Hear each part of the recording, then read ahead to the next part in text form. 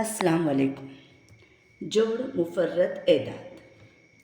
अगर दो मुफर्रत एदाद के दरमियान एक और सिर्फ एक अदद हो तो उन दो मुफर्रत एदाद को जोड़ मुफर्रत एदाद कहते हैं।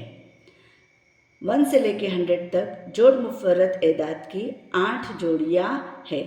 तो अब हम इसकी वजाहत करते हैं कि दो मुफर्रत एदाद, यहाँ पर हम देखेंगे 3 एक मुफर्रत अदद है और 5 भी एक मुफर्रत अदद है, और इन दोनों के बीच में सिर्फ एक अदद है, वो है 4।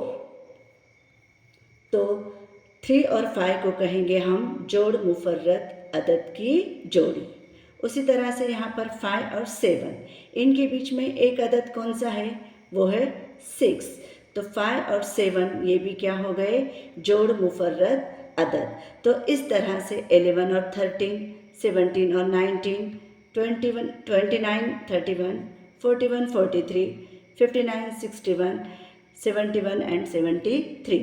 तो इस तरह से ये पूरी 8 जोड़ियाँ हैं जो 1 से लेके 100 तक आती है। उम्मीद है आपको समझ में आ गया होगा। अस्सलाम वालेकुम।